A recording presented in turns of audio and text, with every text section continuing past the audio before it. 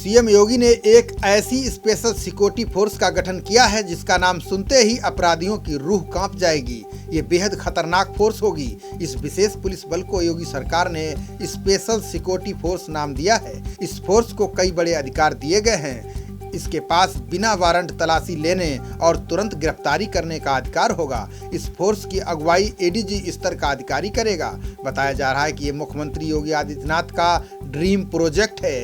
इस विशेष फोर्स पर औद्योगिक प्रतिष्ठानों, प्रमुख स्थलों, हवाई अड्डों, मेट्रो और खासकर कोर्ट समेत अन्य स्थानों की सुरक्षा की जिम्मेदारी होगी। पिछले कुछ वर्षों में हुई कई घटनाओं को इस फोर्स के गठन का जिम्मेदार माना जा रहा है। प्रदेश में बढ़ती दुर्दांत घटनाओं और दिसंबर 2019 में बिजनौर में हुए हमलों को लेकर इलाहाबाद हाई कोर्ट की 2 जजों की बेंच ने नाराजगी जताई थी। इसे यूपी पुलिस की निष्क्रियता बताया था। साथ ही कोर्ट ने निर्देश दिया था कि अगर राज्य सुरक्षा बल कोर्ट को सुरक्षा देने में सक्षम नहीं है तो केंद्रीय सुरक्षा बलों को तैनात किया जाए। इसके बाद ही इस स्पेशल फोर्स के गठन का प्रस्ताव लाया गया। स्पेशल सिक्योरिटी फोर्स यानी एसएसएफ को किसी भी संदिग्ध व्यक्ति को गिरफ्तार करने के लिए मजिस्ट्रेट के वारंट की जरूरत नहीं होगी। संदेह के आधार पर बिना वारंट तलाशी भी ली जा सकेगी। हालांकि गिरफ्तारी के बाद वरिष्ठ अधिकारियों को जानकारी देनी होगी। गिरफ्तार व्यक्ति को थाने के हवाले करना होगा। बल का प्रत्येक सदस्य हमेशा ऑन ड्यूटी माना जाएगा। उसे प्रदेश में कहीं भी तैनाती दी जा सकती है। इस बल के किसी सदस्य द्वारा ड्यूटी के दौरान किए जाने वाले किसी भी कार्य को लेकर कोर्ट बिना सरकार की मंजूरी के उसके खिलाफ अपराध का संज्ञान नहीं ले पाएगा।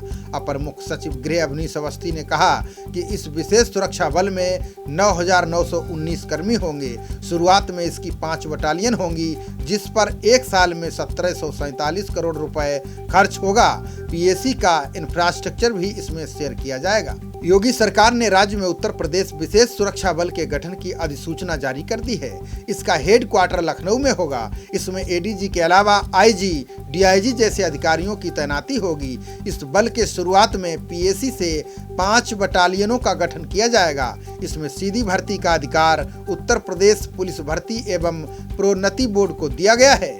इस फोर्स की सबसे खास बात यह है कि निजी औद्योगिक प्रतिष्ठान भी निर्धारित शुल्क जमा करके इस बल की सुरक्षा प्राप्त कर सकेंगे। सरकार ने डीजीपी से इसके विधिवत गठन का रोड मैप तैयार करने को कहा है।